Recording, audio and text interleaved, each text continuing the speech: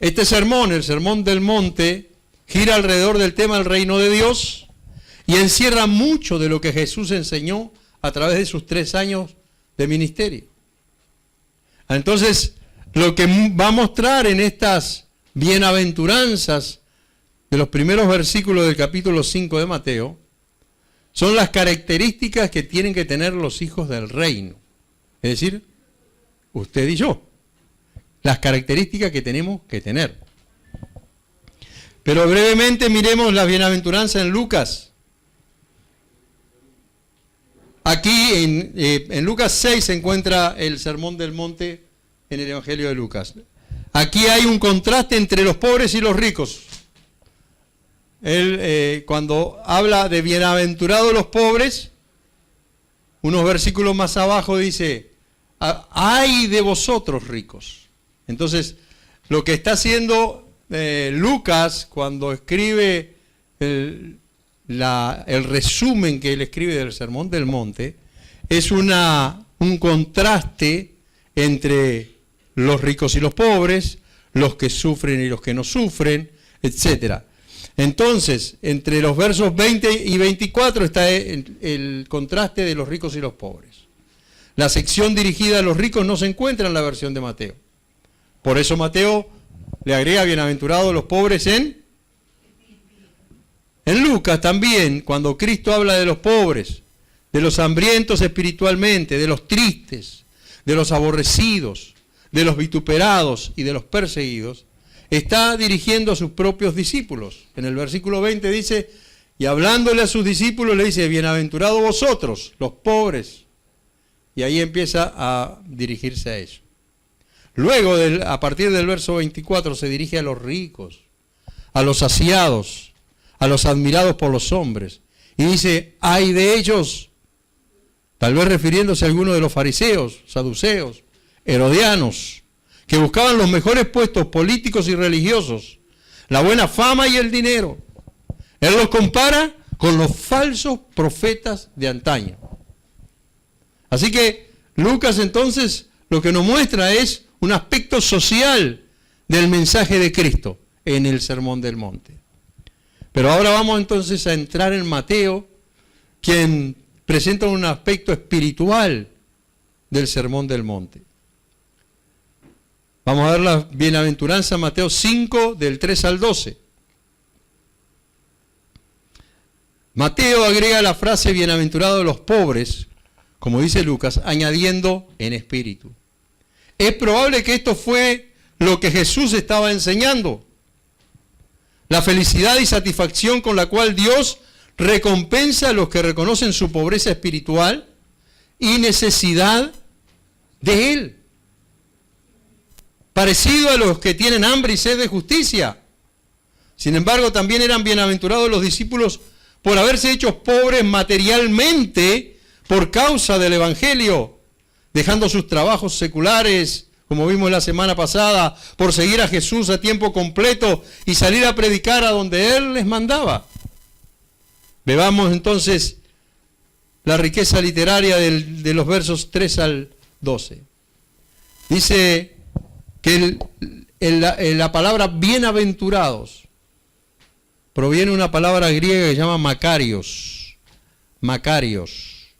de la raíz mak, con K de kilo, que indica algo grande o de larga duración.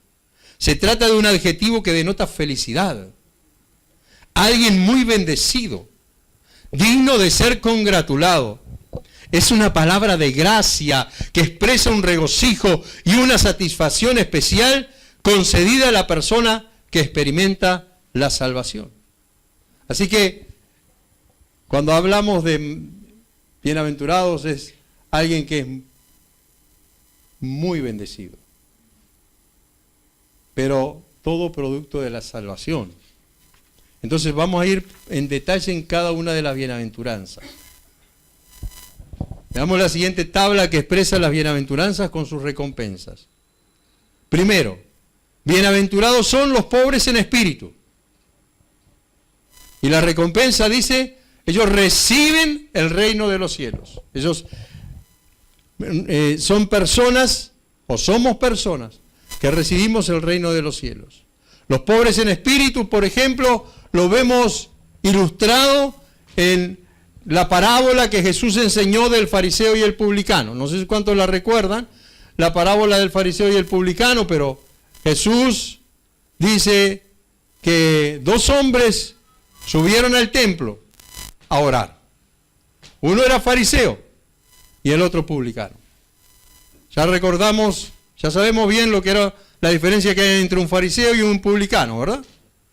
Sí, el fariseo un religioso, una persona que se dedicaba a las escrituras, a la lectura. Un publicano era un judío pero recaudador de impuestos, que cobraba impuestos para el imperio romano, y él se enriquecía también a raíz de ello. Los dos subieron al templo a orar.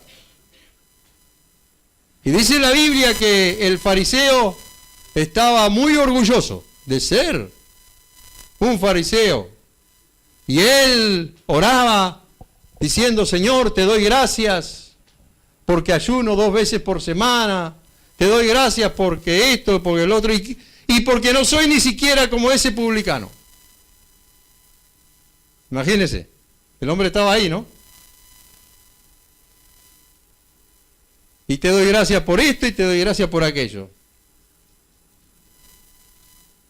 Luego Jesús pasa a mostrarnos y a relatarnos la oración que hacía el publicano, que dice que ni siquiera quería levantar su rostro al cielo y que se golpeaba el pecho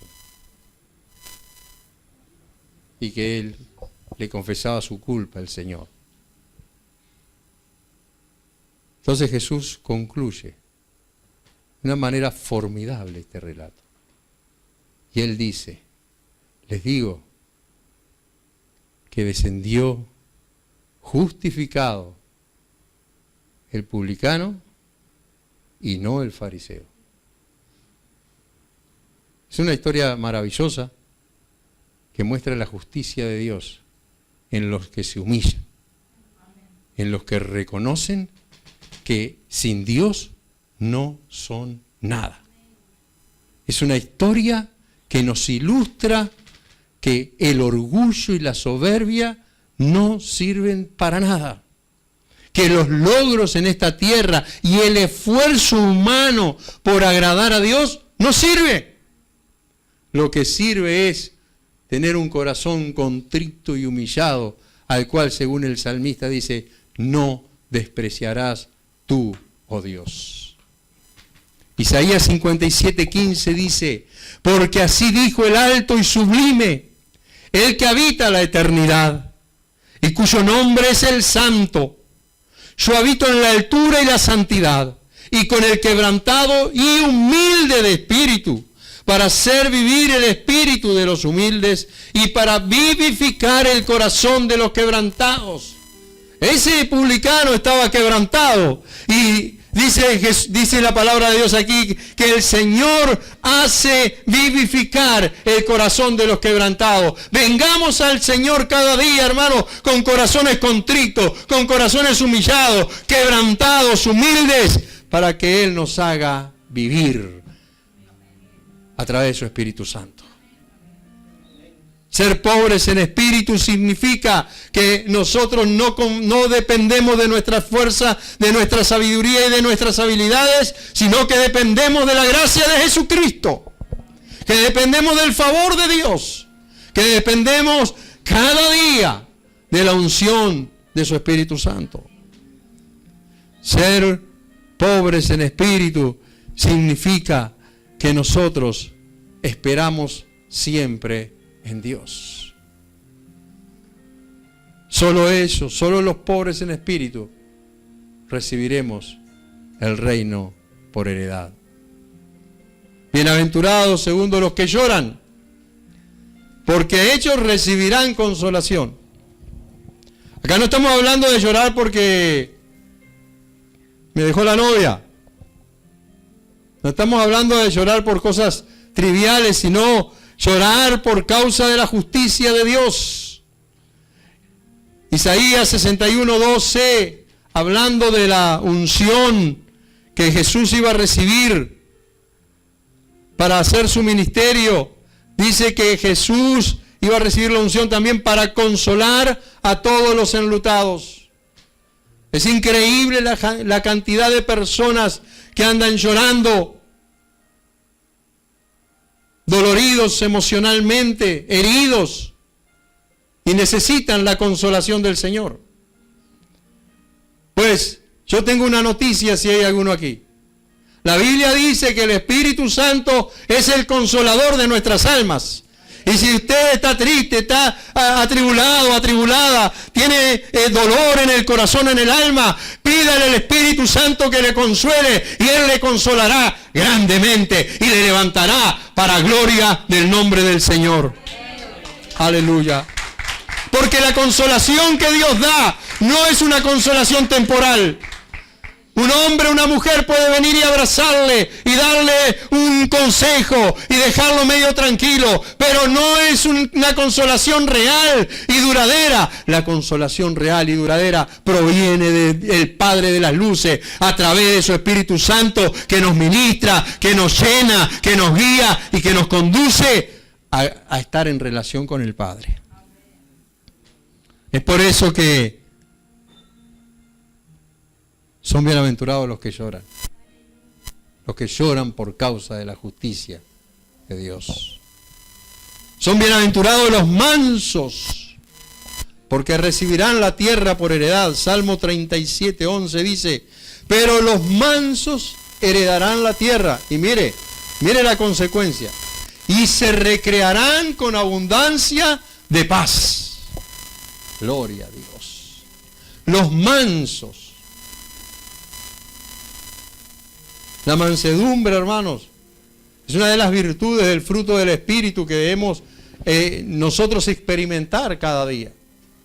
El ser manso significa que nosotros podemos hacer lo que nos enseña Jesús más adelante, que es a veces poner la otra mejilla, que es a veces al que te pida dale, y al que quiera tomar de ti prestado no se lo rehuses. Pero lo importante es que nosotros no podemos analizar si somos mansos. ¿Nos estamos recreando con abundancia de paz? No importa lo que esté pasando alrededor nuestro. Se está partiendo el mundo en pedazos, pero en nuestro corazón, ¿cómo está? La paz no se puede perder. Recréate con abundancia de paz. Bienaventurados son los que tienen hambre y sed de justicia. Lucas 18 del 1 al 8 nos muestra una hermosa ilustración y nos dice que ellos serán saciados. También le refirió Jesús una parábola sobre la necesidad de orar siempre y no desmayar, diciendo, había en una ciudad un juez que ni temía a Dios ni respetaba a hombres. Había también en aquella ciudad una viuda, la cual venía a él diciendo, hazme justicia de mi adversario. Y él no quiso por algún tiempo, pero después de esto dijo dentro de sí, aunque ni temo a Dios, ni tengo respeto a hombre, sin embargo, porque esta viuda me es molesta, le haré justicia. No sea que viniendo de continuo me agote la paciencia. Y dijo el Señor, oíd lo que dijo el juez injusto. ¿Y acaso Dios no hará justicia a sus escogidos que claman a Él de día y de noche? ¿Se tardará en responderles? Os digo que pronto les hará justicia. Pero cuando venga el Hijo del Hombre, ¿hallará fe en la tierra? Es una hermosa historia, una hermosa parábola que Jesús contó para mostrar, sí, la necesidad de orar y no desmayar, pero que nos muestra un principio de justicia de Dios. Bienaventurados los que tienen hambre y sed de justicia, significa que no toleramos el pecado enseñorearse en medio de nuestra sociedad, en medio de nuestras familias, en medio de los lugares donde nos movemos o en medio de la iglesia. Significa los que tienen hambre y sed de justicia que desean y anhelan ver que Dios prevalezca siempre sobre nuestro adversario, el diablo. Jesús concluye la parábola diciendo, ¿acaso Dios no hará justicia a sus escogidos que claman a Él de día y de noche? ¿Usted qué cree? ¿Cuánta gente hay que dice, ¿hasta cuándo, Señor? ¿Cuántos cristianos hay que dicen, Señor, ¿hasta cuándo? ¿Cuándo me responderás? ¿Cuándo me harás justicia? ¿Acaso se tardará? Os digo que pronto les hará justicia. Pero mire, anticipando su venida, lo que dice Jesús. Cuando venga el Hijo del Hombre, ¿hallará fe en la tierra? ¿Hallará fe en la tierra? Porque para clamar a Dios la justicia, debemos creer en Él. Debemos tener mucha fe en Él. Saber que Él es la respuesta de todo. Que Él nos responde con celeridad y con amor hacia nuestra vida. Entonces, los que tienen hambre y sed de justicia serán saciados. Yo no sé si usted alguna vez ha estado con hambre, pero con hambre. ¿Qué ha dicho? Me como un buey. Después no se come ni un mosquito, pero porque uno va con esa ansiedad y come algo y ya se llenó. Pero cuando una persona tiene mucha hambre, no piensa en otra cosa que en ser saciado, en poder comer para saciarse. En términos de justicia, es lo mismo. Cuando uno ve injusticia alrededor de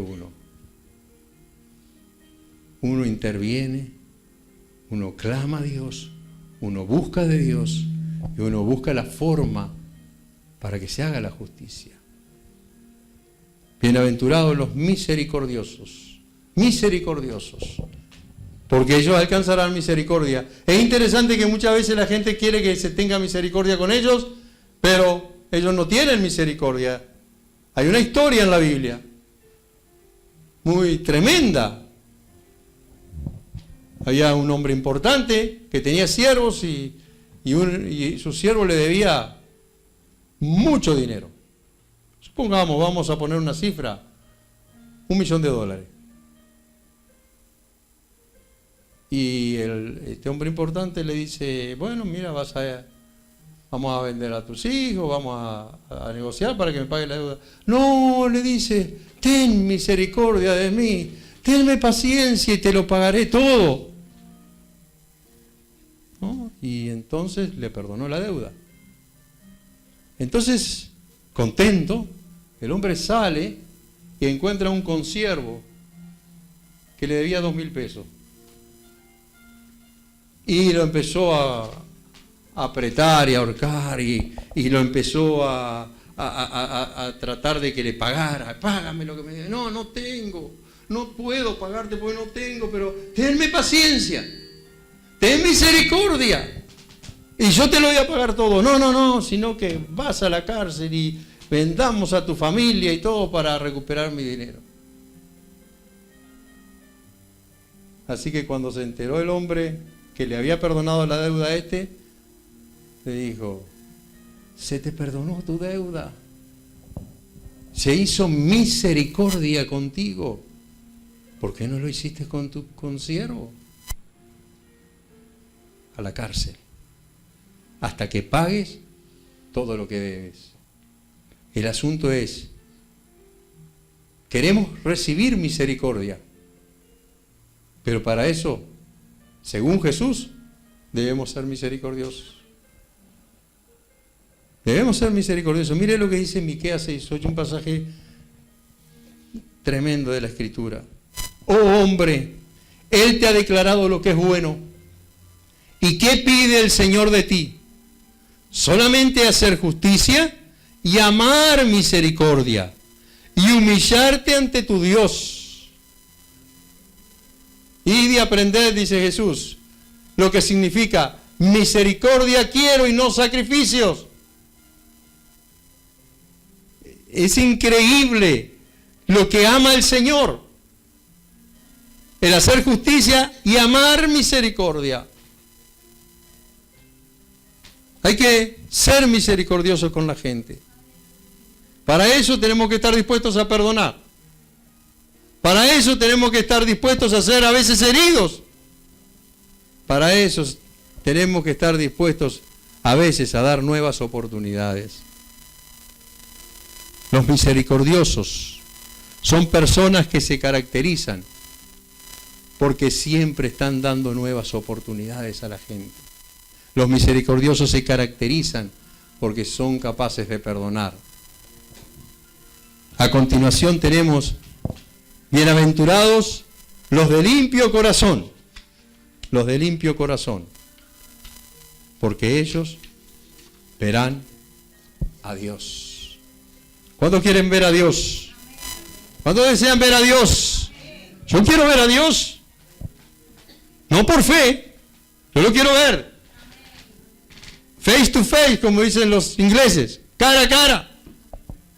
Pero para eso hay requisitos. Sin santidad nadie verá al Señor, dice la palabra de Dios, ¿verdad? Entonces tenemos que vivir en santidad. ¿Cuántos quieren ver a Dios? Vivamos en santidad. Porque sin santidad nadie verá al Señor. Salmo 24, 3 y 4, mire qué lindo lo que dice. ¿Quién subirá al monte del Señor? ¿Y quién estará en su lugar santo? El limpio de manos y puro de corazón, el que no ha elevado su alma a cosas vanas, ni jurado con engaño. Oh, quiero ver a Dios. Oh, quiero subir al monte del Señor. Oh, quiero estar en su lugar santo. Sí, señores, que queremos eso, pero tenemos que tener las manos limpias. Tenemos que tener el corazón puro. No debemos elevar nuestra alma a las vanidades. No debemos jurar con engaño. ¿Cuántos quieren ver a Dios? ¿Cuántos quieren ver a Dios? Manténgase en santidad. Mantenga su corazón puro. No contamine su corazón con nada. Y usted verá a Dios. Bienaventurados los pacificadores, porque serán llamados hijos de Dios. ¿Cuántas veces nos hemos encontrado en una situación en la cual hay rispideces, diferencias de opiniones, y nosotros, en vez de pacificar la situación, le echamos leña al fuego? Como dice aquel chiste, dice que un hombre pasó por un callejón y le estaba contando a un amigo y vio que 4 le estaban dando una paliza a uno. Y dice, yo no podía soportar esa injusticia, así que fui y me metí, le dimos una paliza entre los 5. Entonces, a veces nos ponemos de un lado de la cuestión, pero los pacificadores son personas que se arriesgan. Ellos, mi esposa, en una ocasión hubo como una especie de accidente en una esquina, y se baja uno y se baja el otro, y ella iba pasando y se iban a dar y se hablaban, y aparentemente la tomó el Espíritu de Dios ahí y fue y se metió. Ni usted le va a pegar a él, ni usted le va a pegar a él. Súbase a su auto y se va, y súbase a su auto y se va para el otro lado. Y se terminó el problema. Pacificadora. Hay que ser pacificadores. Estamos en la cola del hábitat, vamos a apagar la luz. Y vio que vinieron los aumentos este mes. Aumentó el boleto, aumentó la luz, aumentó, no sé cuántas cosas aumentaron. Pero póngale, ¿no? Aumentó todo. Y entonces te dice, yo no sé dónde va a parar esto.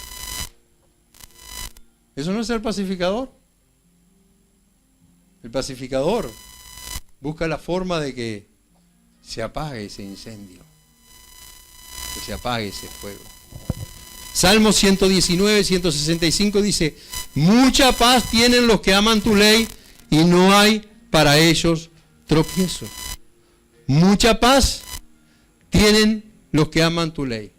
¿Cuál es la característica de un pacificador? Amar la palabra de Dios. Amar la ley del Señor. Mucha paz tienen los que aman tu ley y no hay para ellos tropiezo. Salmo 34, 14 dice, apártate del mal y haz el bien. Busca la paz y síguela. Apártate del mal primero. Apártate del mal. Luego haz el bien. Luego busca la paz. ¿La encuentras? Sigue por el sendero de la paz. Bienaventurados los que sufren persecución injustamente, porque ellos recibirán grande galardón en los cielos. Dice Primera de Pedro capítulo 3, versículo 13. ¿Y quién es aquel que os podrá hacer daño si vosotros seguís el bien? Temor el Señor en vuestro corazón y está con seducción donde hay otros. ¿Quién les puede hacer daño? Pero si algún daño sufren por causa de la justicia, ¿qué dice el apóstol Pedro? Sean bienaventurados. Siéntanse felices. Siéntanse dichosos. Porque están sufriendo por causa de la justicia. Es imposible que no se sufra de alguna persecución en la tierra.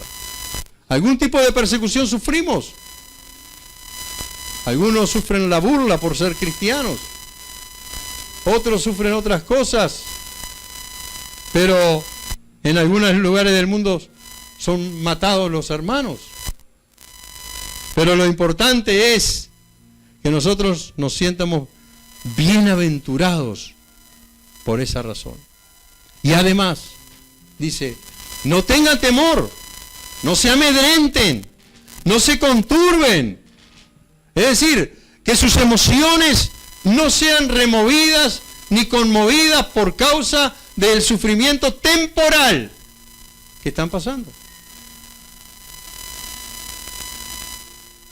Por el contrario, dice, santifiquen a Dios en vuestros corazones.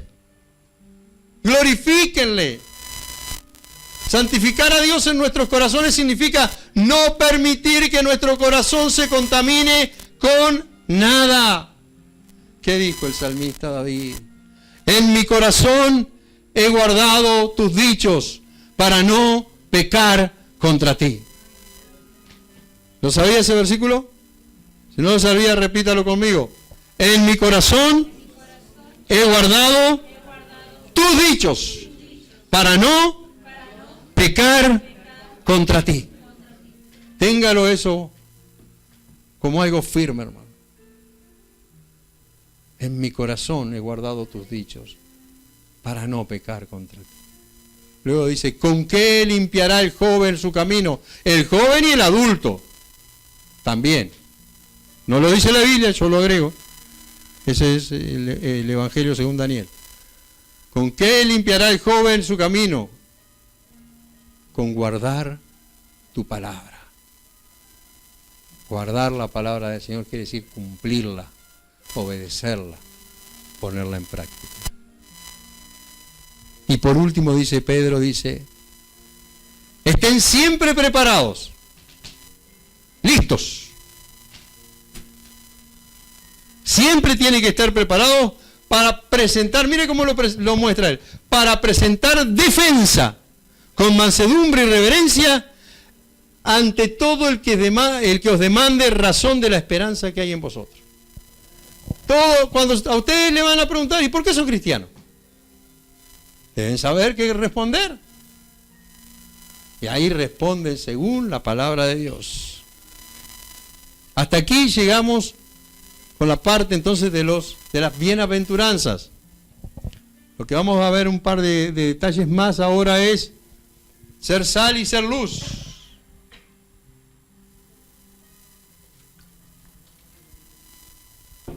Este es un tema que se predica mucho en la iglesia, y significa que debemos ser testimonio del Evangelio. Somos responsables por nuestro testimonio en el mundo. Tanto como la sal, que tiene muchas funciones. La sal da sabor, preserva, cambia la esencia de todo lo que sazona, a menos que haya perdido su sabor y su utilidad. Digo que ustedes son la sal de la tierra. Si la sal pierde su sabor, no sirve más para nada, sino para ser hollada por los hombres. Hollada quiere decir pisada. Usted sabe que la palabra salario que nosotros utilizamos para cobrar el sueldo proviene del tiempo de los romanos, ¿sí? Porque principalmente a los soldados se le pagaba con sacos, con bolsas de sal por su trabajo. Y de ahí proviene la palabra salario. Pero el asunto es que la sal tenía una función principalmente de preservar las carnes, los alimentos perecederos. De hecho, no sé si aquí han conocido, antes sobre todo y afuera principalmente, se utilizaba lo que se llama el charque. ¿Alguien conoció el charque? El charque es poner en un tarro, en un recipiente, las carnes y llenarlo de sal. Llenarlo de sal ahí, y eso se sazonaba con esa sal y usted lo usaba a cualquier momento del año, porque no había heladera. Pero también la sal, sobre todo la que se extraía del mar Mediterráneo, llegaba un tiempo que perdía su sabor y su utilidad. Entonces, la única utilidad que tenía era cuando nevaba, se la tiraba en las calles o en la entrada del templo para que la gente no se cayera por causa de la nieve. Y entonces tenía un lugar más firme donde pisar, porque se entremezclaba la nieve con la sal. De hecho, eso se utiliza hoy en día en algunos de los países de Europa y en Estados Unidos cuando nieva. Se utiliza sal muchas veces para el tema de la nieve. Pero ahí es lo que dice Jesús. No sirve para más nada, sino para ser pisoteada por los hombres. Pero no para la función para la cual existe. Entonces usted dice Jesús, ustedes son la sal de la tierra. Tienen que dar sabor. Tienen que sazonar. Tienen que preservar. ¡Ey! Que no sean para ser pisoteados. Que sean agentes de transformación. Porque lo que hace la sal transforma. Pero también somos como la luz, dice. Somos la luz del mundo, dijo Jesús. Que disipa las tinieblas. ¿Y cómo lo hacemos? Dando testimonio de la verdad. Alumbrando el camino para los perdidos. Ayudándole a que vean y glorifiquen al Padre. Es decir, vuestra luz no se esconda, dice Jesús. No se enciende la luz para esconderla, sino que se enciende para que alumbre a todos los que están en casa. Así que, alumbren. ¿Y cómo alumbramos en este mundo? Alumbramos dando el testimonio de la verdad, viviendo el testimonio de la verdad, alumbrando el camino para los perdidos, ayudándoles a que vean y glorifiquen al Padre junto con nosotros.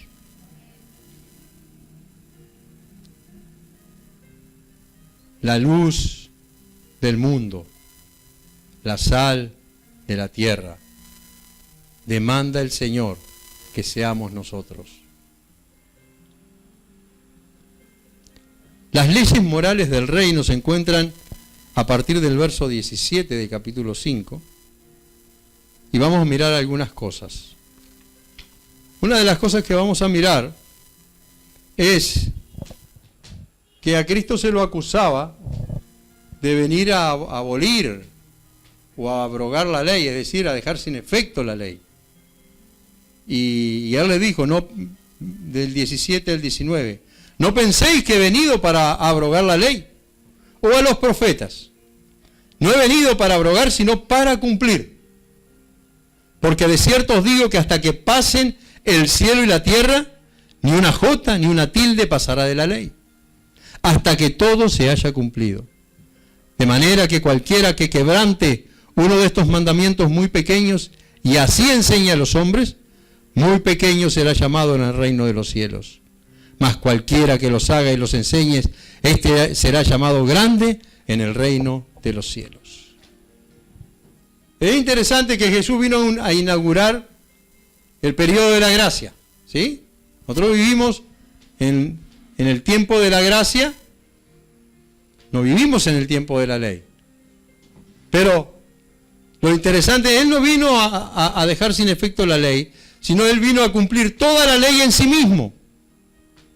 Y al cumplir toda la ley en sí mismo, Él pudo inaugurar el periodo de la gracia. Él dice que nada va a pasar, nada va a quedar sin efecto, hasta que el cielo y la tierra pasen. Todo se va a cumplir. De hecho, ni una jota, ni un tilde van a pasar. Jesús cumple la ley en sí mismo, por nosotros. Pero recuerde que Él dijo, un mandamiento nuevo os doy, que os améis los unos a los otros. Si nos amamos los unos a los otros, vamos a bendecirnos los unos a los otros. Vamos a ayudarnos los unos a los otros. Vamos a fortalecernos los unos a los otros. Vamos a cumplir la ley los unos con los otros. Y entonces Él enseña que nuestra justicia, hermano, nuestra justicia, sus seguidores, sus discípulos, nuestra justicia debe ser superior a la de los fariseos y de los escribas.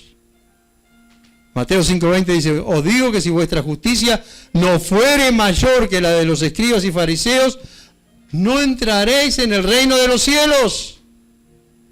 Qué interesante, ¿no? Que estábamos hablando hace un ratito de todo lo que eran los bienaventurados, que iban a recibir el reino de los cielos, y resulta que si nuestra justicia no supera a la justicia de los fariseos y de los escribas, no entraremos. Y esto es interesante, lo que dice Jesús. Aunque, para superar la justicia de los fariseos y los publicanos, no es muy difícil, fariseos y escribas, no es muy difícil. Simplemente hay que ser puros de corazón. Simplemente no hay que ser egoístas. Simplemente no hay que ser soberbios, orgullosos. Simplemente hay que amar misericordia. Y en otras palabras, simplemente hay que cumplir con todas las bienaventuranzas para superar la justicia de los fariseos y de los escribas. Para superar esa justicia, hay que tener cuidado con el corazón. De toda cosa guardada, guarda tu corazón, porque de él engañoso es él, más que ¿quién lo conocerá? Y así hay varios pasajes, ¿verdad? Solo Dios lo conoce. Solo Dios. Usted recuerde la historia del profeta Samuel, cuando fue, yo no sé cómo estoy de tiempo. ¿Sí? ¿Estamos con tiempo? Ok. Hoy hay horario extendido. Ok. Hasta las 11 tenemos tiempo. Bien. Samuel, Dios lo manda a la casa de Isaí a ungir al rey que va a quedar en lugar de Saúl. Y después de unos diálogos entre Samuel y Dios, porque Samuel tiene miedo, porque dice, si voy ahí, Saúl se va a enterar y me va a matar.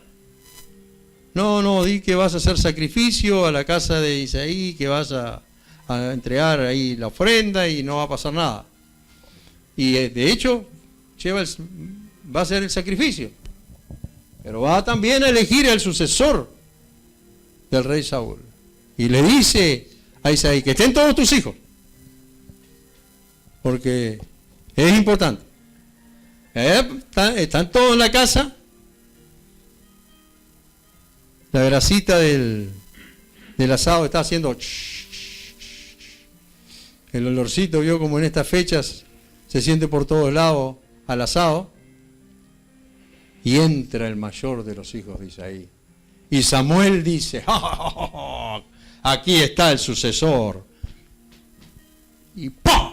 El Señor le habla al corazón. No mires a lo grande y a lo hermoso de su parecer, porque yo no miro lo que mira el hombre, yo miro el corazón. Y así empezaron a pasar los 7 hijos que estaban ahí, y ninguno era del agrado de Dios. Y le dice, ¿no hay otro hijo? ¿No hay otro? Ah, sí, dice el padre. Hay uno más, pero es el más chico y está cuidando las ovejas. Mándalo a traer porque no comeremos hasta que él esté aquí. Y dice la Biblia que cuando él entró, el Señor le dijo, este es el que yo elegí. ¿Y qué estaba mirando Dios? El corazón. El corazón. Estaba mirando el corazón de David. La Biblia lo registró en la historia como un hombre con un corazón conforme al corazón de Dios.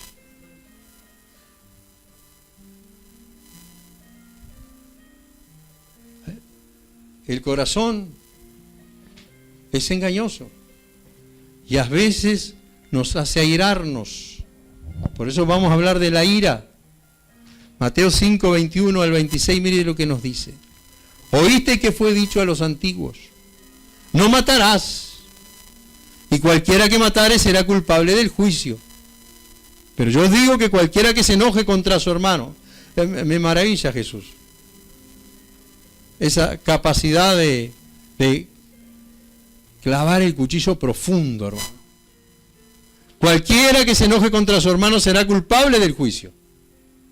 Y cualquiera que diga necio a su hermano será culpable ante el concilio. Y cualquiera que le diga fatuo quedará expuesto al infierno de fuego. ¡Wow! En realidad, lo que había en la antigüedad eran los mandamientos, no matarás. Todo esto de cualquiera que matare será culpable del juicio, todo fue añadido a través de la historia del pueblo de Israel, porque se necesitaba desarrollar el aspecto jurídico de la ley del Señor. Entonces, es interesante que hay una progresión o una gradación ascendente en las acciones y en las actitudes y sus juicios. Mire, dice que usted si se enoja contra su hermano es culpable del juicio. En otras palabras, de un juicio simple, juicio local. Pero si usted le dice necio a su hermano, usted lo está insultando. Entonces ya no es culpable de un juicio entre pocas personas, sino es culpable ante el concilio, que en nuestro caso sería ante la iglesia. La iglesia tiene que tomar una decisión con usted.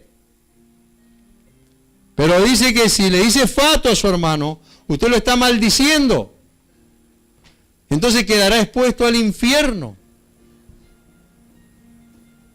Eso es difícil, hermano. Eso no es poca cosa. Hay que tener cuidado con el enojo. Hay que tener cuidado con la ira. Sí, usted me puede decir que en Efesios 4, 26 y 27, Pablo dice, airaos, pero no pequéis.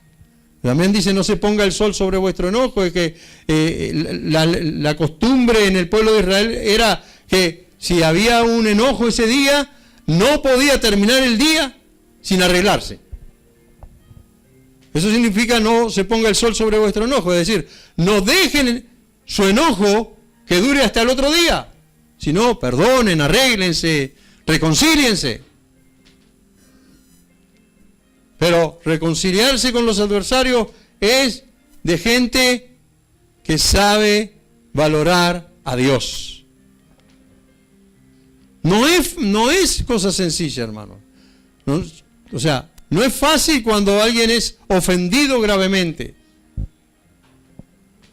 Pero hay un dicho que hablamos a veces con mi esposa, es que cuando la gente se ofende fácilmente o se ofende por las cosas que le hacen los cristianos, ¿no? Es que no han muerto. Porque un muerto no se ofende. Y como cristianos, nosotros debemos estar muertos. Y debe vivir Cristo en nosotros. No vivo yo, dijo Pablo, sino que vive Cristo en mí. Y lo que ahora vivo en la carne, lo vivo en la fe del Hijo de Dios, el cual me amó y se entregó a sí mismo por mí. Por lo tanto, un cristiano que se ofende no está muerto. ¿Y cuántos quieren estar muertos? ¿Cuántos quieren estar muertos? Dígalo, yo quiero estar muerto. Yo quiero estar muerto, yo no quiero que el viejo Daniel resurja. El viejo hombre, la vieja naturaleza. Debemos morir a nuestra carne, hermano. Debemos morir a nuestros deseos carnales. Y a todo lo que, las pasiones que nos llevan cautivos. Pero ¿cómo tratamos con aquellos que se han ofendido con nosotros? Supongamos que usted no es el ofendido. Supongamos que es otra la persona que se ofendió con usted. La Biblia tiene respuesta para eso y Jesús enseñó. Reconcíliese. Mira lo que dice en Mateo 5, 23 al 26. Por tanto, si traes tu ofrenda al altar y así te acuerdas de que tu hermano tiene algo contra ti, deja allí tu ofrenda delante del altar y anda y reconcíliate primero con tu hermano. Y entonces ven y presenta tu ofrenda. Ponte de acuerdo con tu adversario pronto, entre tanto que estás con él en el camino, no sea que el adversario te entregue al juez y el juez al alguacil y seas echado en la cárcel. De cierto te digo que no saldrás de allí hasta que pagues el último cuadrante. Un día prediqué sobre este mensaje en la iglesia donde yo pastoreaba. Y de pronto una hermana dejó de diezmar. Así, automático, hermano. Como es mi costumbre, nunca le pedí cuenta de la plata a la gente. Pero ella vino un día y me dice, hermano, mire, yo quiero decirle que yo no estoy diezmando porque cuando usted predicó, por que si alguien tiene algo contra mí, qué sé yo, y bueno, mi cuñada, bueno, un lío de aquello. Y ahí hubo que enseñarle, pero mire, la Biblia dice que primero ese pasaje no habla de los diezmos, habla de la ofrenda. Y segundo dice, deja la ofrenda en el altar. No te la lleves. Entonces, el punto, hermano, es, ¿sabes que alguien tiene algo contra ti? Ve y arréglate. Reconcíliate. Porque es la única solución. Hay más problemas del corazón acá. Jesús es un experto en sacar a luz los problemas del corazón. El adulterio y el divorcio son problemas del corazón. El adulterio comienza con el deseo en el corazón. El divorcio fue permitido por Moisés por la dureza de sus corazones. Mateo 5, 27 en adelante dice, ¿oíste que fue dicho?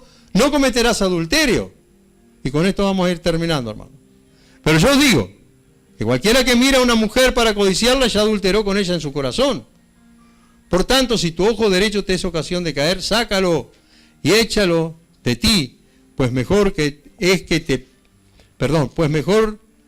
es que se pierda uno de tus miembros y no que todo tu cuerpo sea echado al infierno. Y si tu mano derecha te es ocasión de caer, córtala y échala de ti, pues mejor es que se pierda uno de tus miembros y no que todo tu cuerpo sea echado al infierno. También fue dicho, cualquiera que repudia a su mujer, dele carta de divorcio. Pero yo os digo que el que repudia a su mujer a no ser por causa de fornicación, hace que ella adultere. Y el que se casa con la repudiada comete adulterio. Ahí nos habla Jesús, hermanos, acerca de dos temas que están entrelazados, que son tanto el adulterio como el divorcio. Pero Jesús lo trata como un problema del corazón, no como un problema de hecho. Solamente. Hasta ese momento se trataba el hecho, la acción. Pero Jesús va más allá. Diga, Jesús va más allá. Y dice, el que mira para codiciar, ya cometió adulterio en el corazón. Lo mismo que el que se enoja contra su hermano locamente, ya cometió homicidio en el corazón. Así que la palabra que Jesús nos enseña, que el Maestro nos enseña, son alimento para nuestra alma. Y nosotros debemos de comer ese alimento. Les recomiendo, vayan a su casa y cuando tengan tiempo lean lo que hemos dado en esta clase, por ejemplo. Y busquen más información en la misma Biblia. Tienen mucho concordancia donde pueden leer otros pasajes bíblicos. Aquí por causa de tiempo no se puede leer todo, pero en su casa usted puede hacerlo.